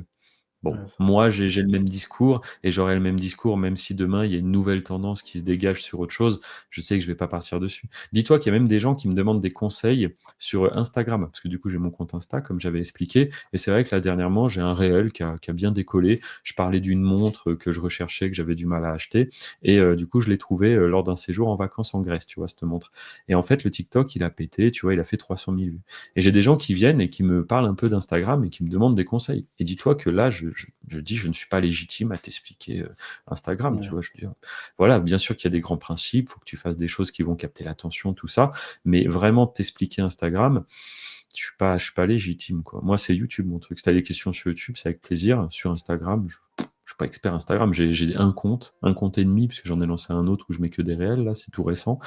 Mais voilà, je suis pas expert du tout d'Instagram. Si tu veux parler immobilier, je peux en Mmh. parler, j'ai fait des choses, c'est intéressant. Tu as des questions sur l'Andorre, je peux te renseigner. Voilà, sur des choses que j'ai fait et que je maîtrise, quoi, mais voilà. Ouais, parce que c'était quelque chose que je me demandais justement, c'était pour en revenir un peu plus, aux chaînes YouTube. Mmh mh. Tu as dû aussi, je pense, adapter avec, bah, du coup, les shorts. qui ont été, mis en place? Je sais pas vers quelle année c'est, Ouais. la création des Alors shorts les sur shorts, YouTube? de mémoire, je dirais c'est courant 2021, quelque chose comme ça, ouais. Courant OK. 2021, bah, c'est en réponse à TikTok, hein, tout simplement. Après, moi les shorts, je recommande pas. Je recommande pas parce que, bah, la rémunération, hein, toujours la même chose. Mmh. Quitte à faire du contenu, imagine, tu peux faire des vidéos normales qui ont quand même une durée de vie beaucoup plus longue que des shorts. Les shorts, tu peux en avoir, bien sûr, tu auras toujours l'exception qui confirme la règle, mais un Mmh. short, il va rarement faire des vues sur, des mois et des années, tu vois? Une vidéo YouTube, c'est possible et sachant que, sur une vidéo normale YouTube, tu vas être payé en moyenne, je vais faire une grosse moyenne parce que c'est beaucoup plus large que ça, mais on va dire 2 000 € pour 1 million de vues. D'accord? Ta vidéo, elle fait Mmh. 1 million de vues, tu touches 2 000 €. Ça peut être plus, ça peut être moins. Il y a pas mal de paramètres qui rentrent en compte. On pourra en parler si ça t'intéresse, mais je veux peut-être pas que ce soit trop technique. Sur les shorts, si tu fais 2 millions de vues, tu auras à peu près 160 euros. Tu vois? Donc 1 million, 2 000 €, 1 million de vues sur les shorts, c'est 80 euros. Ou alors 2 millions 160. Donc tu vois, Ouais. tu as une différence, un rapport qui est beaucoup plus faible. Tu es presque sur un fois 20, quoi, tu vois? Donc, à un moment donné, quitte à investir du temps, je recommanderais de produire des vidéos longues. Quand je dis longues, c'est des vidéos qui ne sont pas des shorts, tout simplement parce que ta rémunération est beaucoup plus longue, beaucoup plus puissante, je veux dire. Ta La durée de vie est plus longue et surtout, quitte à, produire du contenu, bah, voilà, je pense qu'à un moment donné, vaut mieux le mettre vaut mieux capitaliser sur quelque chose qui reste et en plus de ça, les shorts, ça attire beaucoup de monde, je le vois. Parce qu'en fait, c'est plus facile de faire des vues, mais tu es moins payé. Ça fait des abonnés aussi. Mais derrière, il y a des gens qui pour moi, c'est une fausse croyance de se dire: «Je vais lancer une chaîne, avec, des shorts et après je vais faire des vidéos normales».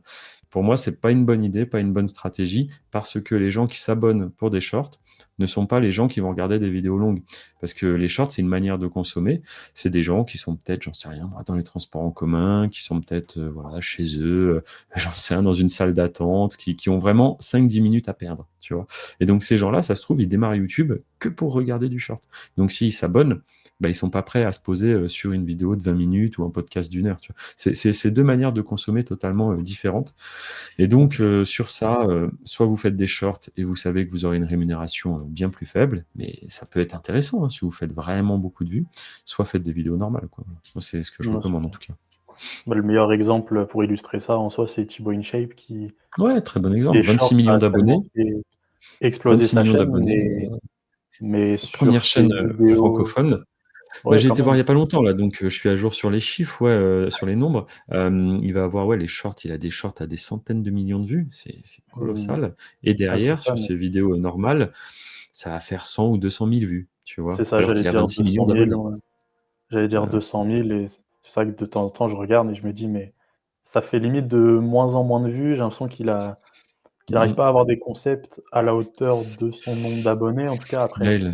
ça Là, il reste a sa des vidéo bonnes sur le vues. mariage qui a bien marché, mais bon, c'est Oui, normal. Après, moi, je pense que c'était une strat, tu vois? Il s'en est bien oui, rendu oui, compte et s'il totalement, voulait juste être top 1 en termes d'abonnés, bah, il a réussi, tu vois? Pour le coup, c'est bien joué, quoi.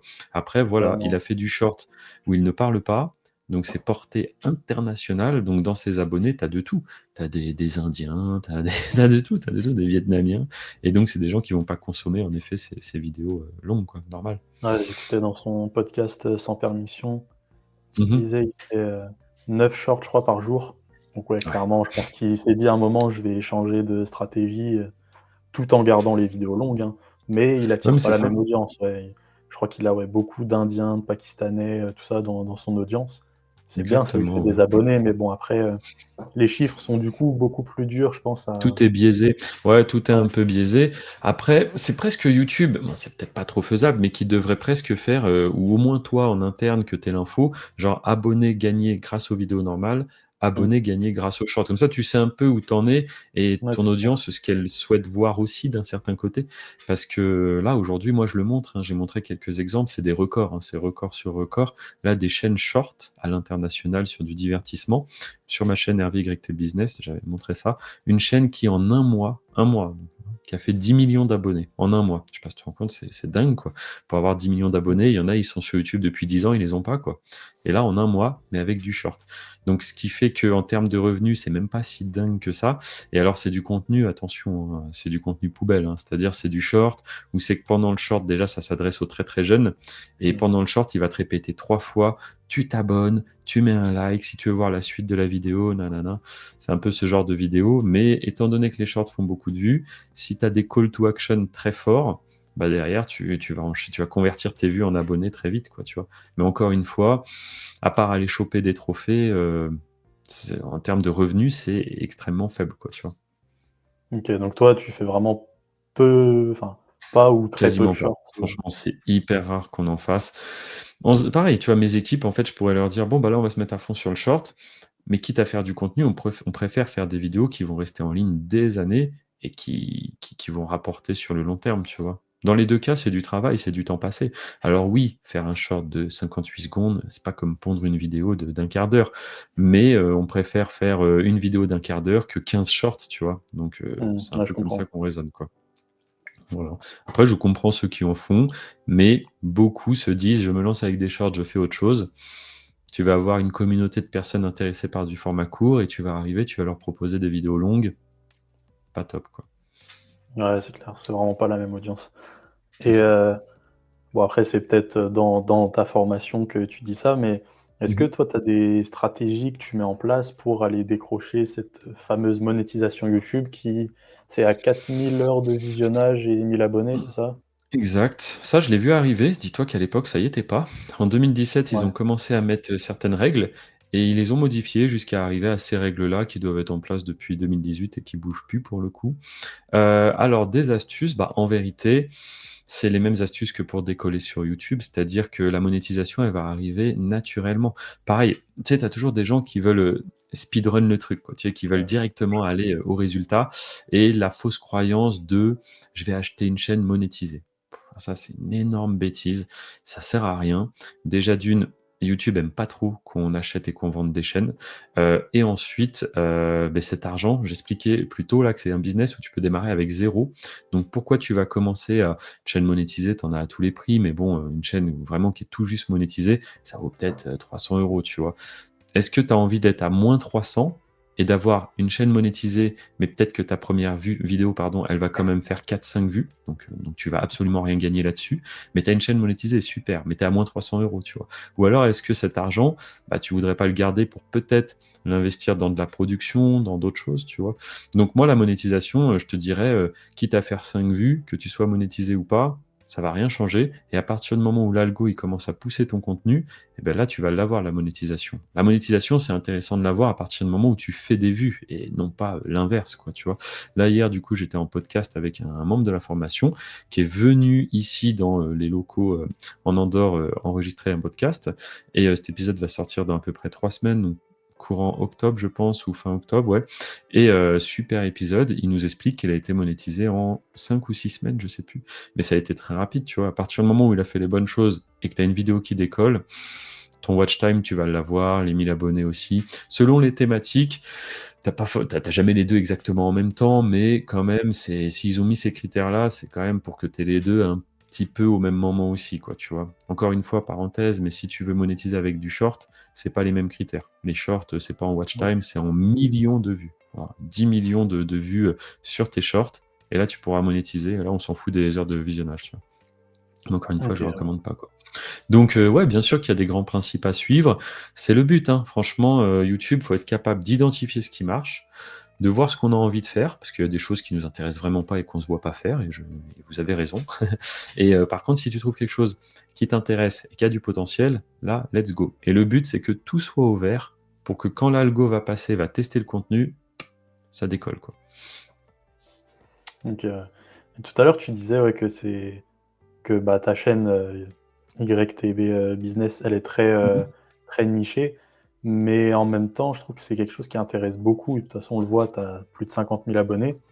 Moi, Mmh. quand je vois sur Twitter, je vois beaucoup de, bah, de thématiques sur ça, sur, comment les gens, ils réussissent à gagner leur vie sur YouTube et cetera et je pense Mmh. que c'est aussi parce que c'est un business qui, mine de rien, bah, YouTube, ça existe depuis des années et depuis des années, il y en a qui gagnent leur vie dessus et c'est pas comme du TikTok où c'est très variable. Puis il y a C'est des mois, ça, tu peux bien très gagner ta vie. instable. Donc tu vois, il y Ouais. en a beaucoup qui vont chercher de l'argent facile au début sur TikTok, mais ils se rendent compte que, Mmh. bah, franchement, c'est très variable et YouTube, ça reste quand même un moyen de, bah, de si tu fais bien les choses, d'avoir un salaire plutôt stable. Ouais, Ouais, exactement, ouais. Bah, aujourd'hui, c'est plus un secret. Autant à l'époque, quand je débute, je te dis, mes camarades de classe qui comprennent pas comment je fais de l'argent, autant aujourd'hui, les gens ont clairement compris qu'il y avait de l'argent à aller chercher, bah, sur les réseaux et donc sur YouTube aussi. Et puis, je te dis, encore une fois, je prêche pour ma paroisse, mais c'est vraiment un business où, va trouver des points négatifs. Il y en a, mais très, très peu, quoi. Point négatif, tu vois, si tu veux que je t'en donne un, c'est, le fait que tu as pas vraiment de fidélisation de ton audience. Donc dit comme ça, tu vas me dire: «Ça change quoi?» Bah, c'est si demain tu veux, créer une nouvelle source de revenus, comme par exemple en vendant, du merch, tu vois? Des t-shirts, des trucs au nom de ta chaîne ou je sais pas. Sur des chaînes sans visage, ça va pas être facile. Parce qu'en fait, les gens sont pas attachés à toi. Ils suivent ton contenu parce que ça les intéresse, mais vu qu'ils savent pas qui est derrière, tu vois? On peut pas faire, comme Squeezie, lancer, une marque de boisson ou quoi que ce soit. Ça, c'est mort, tu oublies, tu vois? Donc en effet, tu perds certains leviers, mais d'un autre côté, est-ce que ça vaut pas le coup quand tu vois que c'est gérable depuis n'importe où, que surtout que tu peux déléguer? mmh, Aujourd'hui, les grands youtubeurs qu'on connaît, ils sont, prisonniers de leur business, quoi. Je veux dire, demain, ils peuvent pas déléguer, les tournages, tout ça, quoi, tu vois? C'est eux, ils sont devenus animateurs de leur chaîne, quoi. ouais, Et c'est là, clair. pour le coup, vivons heureux, vivons cachés, là, c'est vraiment bien. Tu peux vivre où tu veux, tu peux même déléguer, c'est même plus toi qui fais les vidéos. Voilà, franchement, quand même des gros, gros avantages et entre ce que te paye YouTube et ce que tu perçois toi vraiment, bah, déjà il y a pas de différence, hein. S'ils disent que tu vas recevoir 3 000, tu reçois les Mmh, 3 000. Après tu dois payer en effet, bah, si tu as des équipes, si tu as quelqu'un qui te fait tes miniatures, mais encore une fois, les coûts sont tellement faibles. Moi je le vois, hein, je te dis dans les autres business, des fois tu marges à 20-30. C'est déjà très, très bien, tu vois? Là, tu es sur un business où tu marges à 90 en fait. Donc, ouais, pareil, fiscalement, ça reste hyper simple. Alors, si tu es en Andorre, ou dans un autre pays comme ça, encore plus. Mais voilà, tu reçois ton argent YouTube, tu le déclares, tu donnes ce que tu dois donner, chut, c'est bon, merci, quoi. C'est très, très simple. Tu vois, je compare au dropshipping où, par exemple, tu vas recevoir la commande, tu vas devoir acheter le produit de l'autre côté, tu as plein de petits outils à payer à gauche, à droite. Voilà, là tu reçois un paiement de YouTube et ce qui est magique aussi, c'est que tu sais même pas vraiment d'où vient cet argent. Oui, il vient de YouTube, mais tu sais pas exactement quel annonceur a payé pour diffuser sa publicité, quelle publicité te rémunère toi. Tout ça, toute cette partie qui pourrait être assez fastidieuse, bah, pour le coup, c'est YouTube qui la gère intégralement, tu vois? C'est YouTube qui décide quelles publicités vont être diffusées sur tes vidéos. C'est eux qui sont aussi, en charge de faire en sorte que tout fonctionne bien sur le système. Demain, tu fais un site web, faut que ton site il fonctionne aussi bien sur tablette, ordinateur, smartphone, telle taille, tel machin, tel truc. Toi, tu envoies un MP4, merci, au revoir. C'est YouTube qui se gère de mettre à jour l'application, qui gère tout le système. Pareil, j'arrêterai là-dessus peut-être. Trouve-moi un autre business où tu peux générer des 10 000 par mois, 100 000 par mois, etc. Et où tu peux être totalement, totalement anonyme dans le sens où mmh, même si tu as un site web, il y a des mentions légales, il y a des conditions générales de vente, tu donnes des infos sur qui est derrière le site, c'est obligatoire, tu vois? Là, YouTube, dans le à propos de ta chaîne, si tu as pas envie de mettre quoi que ce soit, une adresse mail, tu mets rien, tu mets rien. Donc en gros, la chaîne, elle génère un max, personne ne peut savoir qui est derrière cette chaîne. C'est quand même énorme. ouais, c'est puissant. Bah, en plus, tu as pas les c'est vrai que tu parlais des Squeezie, tout ça, les grands du YouTube Game. Bah, eux, ils ont Mmh. beaucoup de on parle beaucoup de santé mentale aussi avec eux parce que du coup, ouais, comme tu Oui. dis, ils sont prisonniers de leur contenu et On c'est l'a des vu mecs là, qui je veux pas forcément citer de nom, mais là, il y a quelques mois, il y a eu carrément un scandale, sur du streaming, tu vois? Je sais pas si tu vois à bah, oui, quoi oui, je fais oui, référence et tout. Bah, tout c'est à vrai que fait, tu je sais à quoi t'épuises tu et veux dire. puis tu trouves un peu comme le hamster, tu sais, qui court dans sa roue et tout. Tu vas toujours faire plus pour avoir plus d'audience, pour avoir plus de revenus et cetera et une fois de plus, tu ne peux pas tu peux déléguer certaines choses, bien sûr, mais toi, tu es toujours obligé d'être le Ouais, hamster qui court dans la roue, quoi, tu vois? ouais, Mmh. ouais, puis ouais, c'est depuis quelques années en vrai là, je sais pas depuis ouais, depuis quand même 5-6 ans, même un peu plus, c'est la course à toujours faire des concepts, de plus en plus gros et tout. Ah oui, les concepts, la faute à MrBeast qui a mis la barre Bah, très c'est haut pour ça. le coup, mais ouais, Ouais. ouais, ouais.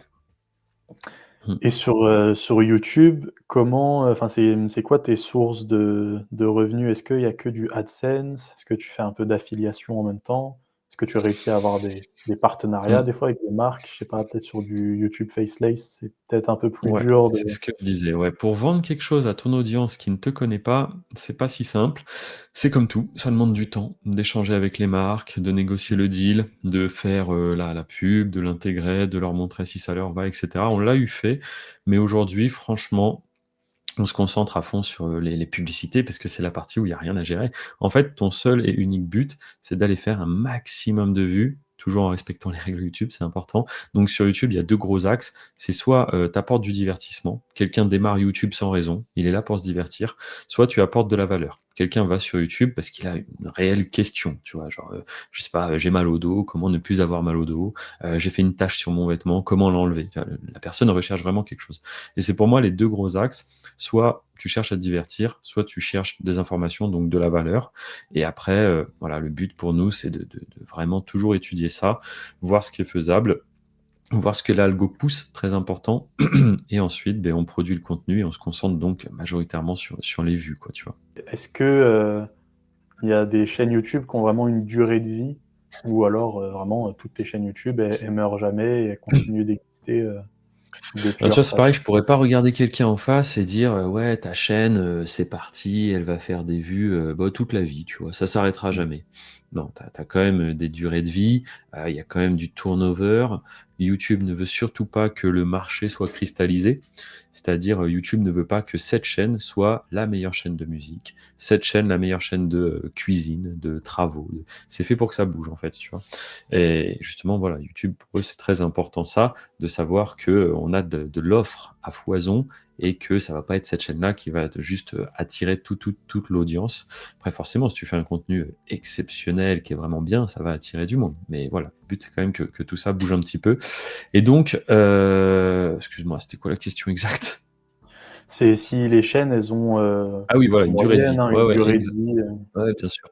Donc oui, oui, elles ont, selon, bah, le contenu que tu fais, il va y avoir une durée de vie qui peut aller de quelques semaines, hein, parfois c'est très court. Si c'est vraiment sur de l'actu, par exemple, tu vois, tu fais des vidéos sur, l'actualité, aux États-Unis, sur la politique, sur tout ça. Ah, tu as peut-être une vidéo qui va, rester un peu plus parce que c'est moins marqué, temporellement, mais sinon, en effet, ça va tourner, hyper vite, quoi.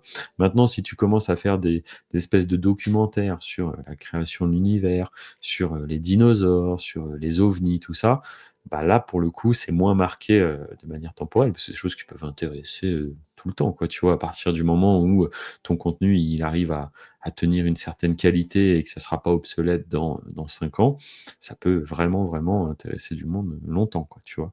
Mais de là à OK. promettre que dans, 50 ans, la vidéo, elle aura toujours, le même nombre de vues par heure, je trouve que c'est un peu osé d'aller dire ça, quoi, tu vois?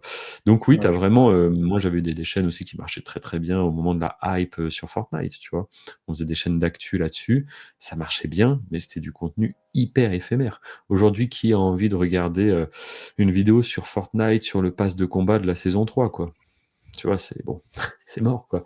Mais voilà, ça veut pas dire qu'il faut pas le faire non plus. C'est juste que là, pour le coup, tu sais que ton contenu, il a une durée de vie, moins longue, mais il y a une forte demande, donc tu fais tes vues, tu prends ton argent et puis voilà, hein, c'est bien aussi.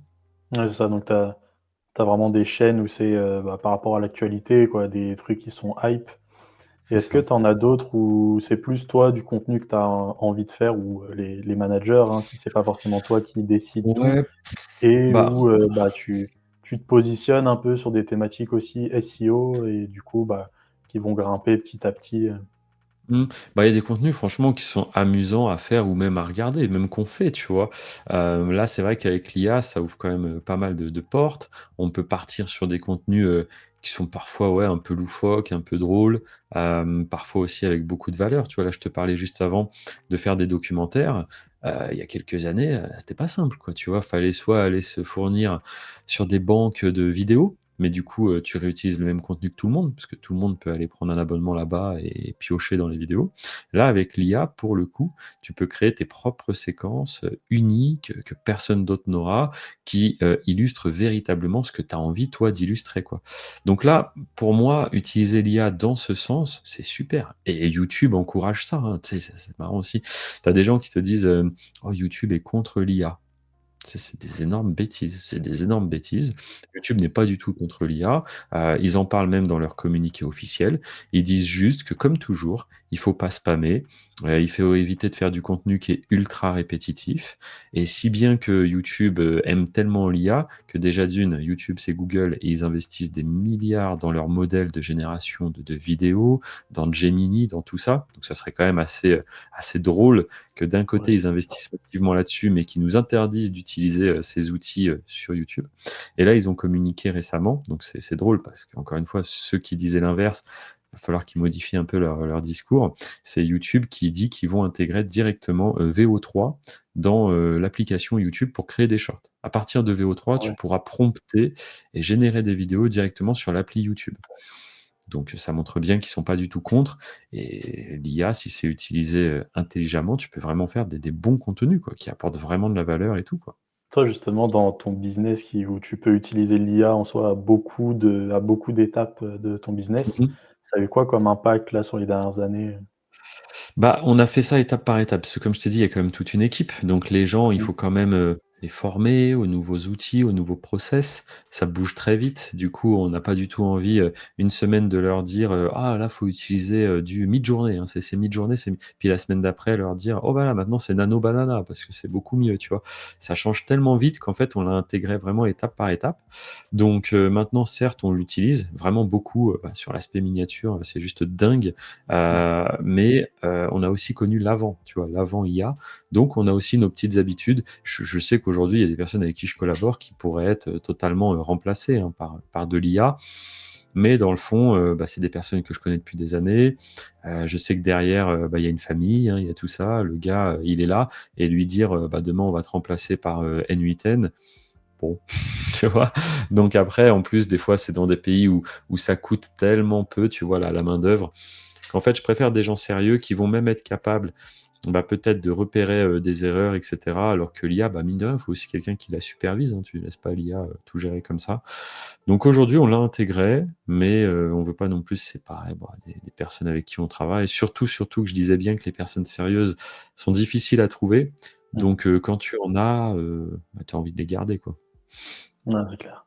Ouais, c'est clair que moi j'ai testé VO3 là, il y a pas longtemps, Ouais, ouais, ouais. et enfin, j'avais jamais testé un truc, aussi bien et qui paraît aussi peu IA en fait, c'est Ouais, c'est dingue, mais tu sais que beaucoup de gens ne comprennent même pas que des fois c'est du contenu IA, hein. Ils regardent ça et tu vois dans les commentaires, là j'avais vu une vidéo encore sur une thématique, rescue, animal, tu sais? Des gens qui vont aller, aider un petit chat qui est au bord de la route et tout. Il y en a qui ont fait ça là avec de l'IA. mmh. Franchement, moi je le vois, tu vois? C'est des petits trucs, des petites incohérences, mais tu regardes les commentaires: «Que Dieu te remercie», «Waouh, il faut plus de gens comme vous» et tout. Le mec, il a fait un prompt avec VO3, quoi. C'est assez chaud, ouais, quand même. Mais bon Ah, bon, c'est comme ça et moi, je me dis, il y a 1 an, on avait du mal à faire, des mains avec, 5 doigts, tu vois? Là, on en est à ce niveau-là. Pouah, je me demande dans 1 ou 2 ans où on en sera, hein, ouais, franchement. ah ouais, ouais, ouais, il y a il y a un bel avenir, pour l'IA en tout cas, mais Ouais, heu, clairement, c'est parti à une vitesse, c'est juste dingue. Maintenant, c'est comme tout, tu vois? Bah, je pense que tu as ceux qui sont contre, bien sûr, comme à l'arrivée d'Amazon, hein. Tu as, je sais pas, le commerçant qui vendait, ses trucs dans son coin. Il devait se dire: «Ouais, mais non, c'est pas du vrai commerce, c'est pas bien» et puis, bah, tu as celui qui a décidé de se mettre sur Amazon. Bon, je pense si tu fais, le comparatif 10 ans plus tard, il y en a un qui a pris une meilleure décision que l'autre, tu vois? Et c'est pareil avec l'IA, si c'est utilisé, intelligemment, je pense qu'aujourd'hui, même sans priver, même moi, je t'ai dit, je ne m'en prive pas, tu vois? On l'utilise, bah, non, c'est non, bien juste sûr. qu'on voilà, on a quand même des équipes. Mais passer à côté de ça, je pense que c'est dommage, ouais. C'est ça et je trouve que c'est vraiment des trucs qui divisent et quand on prend les gros youtubeurs, il suffit que des fois ils utilisent l'IA pour, une illustration, Ah, j'ai entendu bah, parler de ce drama, ouais, j'avais vu, ouais. ils vont se prendre des dizaines, il y en a eu plusieurs, hein. Squeezie à un moment il a fait Mmh, dans une exact, ouais, je vidéo juste pensais pour à une lui, moi. illustration et il se Bien prenait sûr, ouais. mais une tollée juste parce qu'il a pas, fait appel à un illustrateur. Alors que Ouais, bon en vrai des fois il faut quand même, bah, former quelqu'un pour qu'il fasse un bon prompt déjà, pour bien cette sûr. IA. Donc Non, donc mais c'est quand même déjà et quelqu'un puis aussi, derrière qui fait ça. Moi, je pense c'est des mentalités, ça évolue, tu vois? C'est comme, Ouais. à l'époque, tu faisais une vidéo de alors maintenant c'est 8 minutes pour avoir des mid-rolls, tu sais, des interstices Mmh. là, des publicités durant ta vidéo. À une époque, c'était 10 minutes. Oh punaise. C'est le malheur de faire une vidéo de 10 minutes et 3 secondes. Oh là là, c'était, «Mais tu là que pour la double monétisation, tu t'en fous de tes spectateurs, tu es là pour l'argent». Les placements de produits à l'époque, Ouais, oh les là là, placements de qu'est-ce que produits, c'est c'était ça. mal vu. C'est un vendu, c'est un vendu. Et puis maintenant, tu te tapes des placements de produits, de dingue, personne dit plus rien. Donc voilà, je pense, les gens n'aiment pas le changement, de toute façon, c'est comme ça. Tu as Mmh. ceux qui justement voient le changement comme des opportunités, tu as ceux qui en ont peur, et puis ça va finir par se passer tout ça, tu vois? Donc, Ouais, non, c'est ça. Moi, c'était dans je sais plus quel podcast, je sais plus qui, disait ça et je trouvais ça assez intéressant. C'est mmh mh. qui disait que, les IA là, on est dans l'ère où, il y en a plein de partout, mais que Mmh. ça se trouve dans 10-15 ans, au même titre que des sites comme Google et ben, en fait, tu Ah as oui. 2-3 IA qui resteront, qui auront pris tout le marché et en Mmh fait, mh. bah, ça se sera stabilisé quoi et donc on en fera moins tout un fromage, si je puis dire, Bien sûr. Ah mais moi je c'est suis vrai. convaincu du truc, hein. J'avais connu l'époque, ouais, je suis des années 90 donc j'ai connu, Lycos, Yahoo, tous ces trucs-là. Mmh. Après à la fin, il restait qui? Il restait Google, quoi. Tu quelques Bah, c'est personnes ça. qui allaient sur Bing, mais il restait Google, quoi. Et là, ça sera la même histoire, tu vois? À la limite, ça fera comme les téléphones, tu vois? Tu auras 4 marques de téléphones qui Ouais, c'est font ça, c'est tous, ça. plus ou moins le même modèle et point final, quoi. Ouais, ouais, non, moi, je suis convaincu que ça va faire ça aussi, tu vois? Maintenant, là, tu sens que tu es dans un marché, en pleine évolution, que c'est tout récent, parce que des fois, tu as, bah, là, c'est TikTok, la maison mère de TikTok, là, qui a sorti Seedream, je sais pas si tu as vu? Au moment où on fait la vidéo, Mmh. c'est encore mieux que Nano Banana, tu vois? Je l'ai Ah testé, ouais. c'est encore plus beau que Nano Banana, beaucoup moins d'incohérences aussi, tout est nickel. Mais il y a une semaine, c'était Nano Banana le meilleur, tu vois? Ouais. Ah, Tout c'est bouge fou, très, ouais. très vite, mais je pense qu'à un moment donné, tu en as un qui va prendre le lead, ouais. Ouais, évidemment, évidemment, mais ah non, c'est beau. Mais même, en vrai, ça change tellement tout. Avant, sur Twitter, tu avais pas toutes les réponses en commentaire, arrobase, grok, est-ce que c'est vrai? Je trouve que c'est fou. C'est Enfin, vrai. ça change Non, c'est vrai. tout le monde des réseaux sociaux et le monde en général, en vrai. Exactement. Bah, moi, Et je je trouve sais ça ouais. bien justement, parce que quand j'étais gamin, tu vois, j'aimais bien aller à la Fnac, voir les nouveaux téléphones évoluer, tout ça. Mmh. Puis là, c'est vrai qu'on est passé sur quand même 5, 6, 7 ans, il se passait plus rien, quoi. Tu vois, c'était juste, les meilleurs téléphones. Il est plus puissant que le précédent. Bah oui, voilà. Alors que là, tu as quand même, Ouais. quelque chose qui se passe, tu vois? Même avec les lunettes connectées de Meta, tu sais, j'en ai une paire et tout. C'est pas mal, tu vois? Parce que du coup, tu as de l'IA dedans, tu peux demander des informations. L'autre fois, on était, en Grèce, on faisait une visite, tu vois? Je pouvais demander des informations sur ce que je voyais en français, direct. Franchement, c'est pas mal. Je suis vraiment curieux et ça me redonne de la hype sur, bah, toutes ces Ouais, nouvelles non, technos où c'est que tu te dis: «Ah punaise, dans un an, on aura peut-être des trucs de dingue et tout». Tu te remets un peu à rêver, tu vois? Alors qu'avant, là, tu avais l'impression qu'on avait atteint, le top du top et qu'il y aura jamais rien de mieux si ce n'est, 4e objectif derrière l'iPhone. ouais, Donc, c'est clair, non, c'est c'est clair. cool. Ou d'attendre les voitures volantes, mais ouais, c'est Ouais, clair que voilà, on les attend toujours, hein. J'avais entendu ouais, ouais, ouais, 2025 à l'époque, bon, bah, c'est loupé. peut-être. Déjà les voitures Pas fini, autonomes, hein. on a du mal, Ouais, mais ouais, bon, non, c'est bien, c'est bien. non, mais c'est vrai que les lunettes, Meta, ça j'ai jamais testé, mais j'aimerais bien Ouais. et Bah, quand je franchement, vois à c'est quel bien. point, ouais. C'est bien, elles sont légères, c'est pas trop, cramé. En plus, moi, bon, je les ai fait Ouais, un petit peu, modifier pour qu'elles soient encore moins, grillées, puisque de base, tu peux quand même le voir. Mais, c'est top. Ah, en moto, pouah, en moto, dis-toi, avant, je pouvais jamais décrocher ni rien. Là, je les ai sur la tête. Donc en fait, tu as des haut-parleurs qui sont dirigés vraiment vers tes oreilles. Donc tu passes un peu pour un fou quand tu parles parce que tu as rien dans les oreilles, mais tu parles, tu vois? Et du coup, tu peux décrocher des appels. Je sais pas comment ils ont géré leur truc. Je crois que tu as 6 micros à différents endroits, ce qui fait que même si tu as du vent, même si tu as du bruit autour, on t'entend super bien. Je te dis, je suis sur la moto en train de rouler, je décroche un appel, on n'entend même pas que je suis sur une moto, alors que la moto fait bé bé ouais, et donc au final, le son top. Pareil, je suis en moto une fois de plus, je vois un truc sympa, je dis: «Hey Meta, filme», le truc il filme, tu vois? Alors que dégainer ton téléphone, machin, en ah non, roulant, c'est c'est pas ça. facile, tu vois? Donc ouais, sur plein d'usages comme ça, pour faire des vidéos POV à la première Ouais, personne, c'est ça. c'est sympa et ils ont pas abusé sur le prix puisque sont autour de 300 €. Quand tu vois la techno qui est dedans, tu te dis franchement c'est correct quoi. Pour ce que ça fait, c'est bien. Ouais, c'est clair. Puis ouais, comme tu dis pour la création de contenu, je trouve ça fou et c'est vrai que Trop bien. tu en as, ils ont fait tout leur contenu, bah, pareil, ils ont pas besoin de montrer leur visage au final. C'est une C'est nouvelle ça. méthode, de de fonctionner, C'est hein, ça, moi une je mets nouvelle des manière de POV quand ouais. je suis, en train de jouer au paddle avec des amis, puis tu t'y crois, tu sais, en tant que spectateur, tu vois ça, tu as les 2 mains du Tu t'y gars, tu crois sais, puis tu es là, hop, tu c'est trop bien. et c'est une qualité, ouais, c'est une C'est qualité passable. téléphone, quoi. C'est franchement, Ouais, un peu moins quand même, un peu moins, un peu moins mais pour des forcément, réseaux, pour du Insta, ça va. mais c'est ça, c'est ça. Tu t'en ferais pas des vidéos YouTube entières, c'est clair, mais pour Mmh. du franchement, du Ouais, TikTok, ouais, ça passe bien. c'est cool. Pour finir cette petite interview, je sais pas si tu as Vas-y. un mot pour, les gens qui nous écoutent, pour les gens qui aimeraient, peut-être se lancer dans, YouTube, automation. Mmh. Bah, renseignez-vous. J'ai une chaîne de tutos, voilà, c'est donc, on en a parlé plusieurs fois, Hervé YT Business. Allez y faire un tour. Tous les dimanches, une vidéo. C'est sur YouTube, c'est donc en libre accès, profitez-en et puis, bah, surtout, soyez curieux. Je pense qu'en effet, l'IA redistribue les cartes dans pas mal de business. Faut vraiment s'intéresser, faire gaffe à l'objet brillant aussi, parce que tous les 4 matins, il y a une nouvelle opportunité. C'est un peu ça presque le problème, je dirais, de notre époque. Autant moi, il y a 13 ans, on les cherchait les opportunités, il n'y en avait pas beaucoup. Et là maintenant, tous les voilà, régulièrement, tu vas voir un nouveau truc. Donc, mettez-vous sur quelque chose et si ça vous intéresse, si ça résonne un peu en vous, quoi, bah, renseignez-vous à la fois, bah, sur le contenu, sur, la personne. Si vous souhaitez prendre un accompagnement, bah, renseignez-vous. Je pense qu'on est à une époque où c'est pas trop compliqué de trouver des informations sur quelqu'un avec un nom et un prénom. Regardez si, ce qu'il dit est cohérent, tout ça et puis, bah, ensuite, moi, je résume souvent en disant, «La réussite, c'est jamais que motivation plus, opportunité», tu vois? Si tu as les 2, une bonne opportunité et que derrière tu es motivé, tu pourras aller vers la réussite. L'un sans l'autre, par contre, c'est compliqué, quoi. Voilà. OK, bah, merci beaucoup en tout cas, c'était un plaisir, tu nous as délivré beaucoup de valeurs dans cette, Ah bah, tant mieux.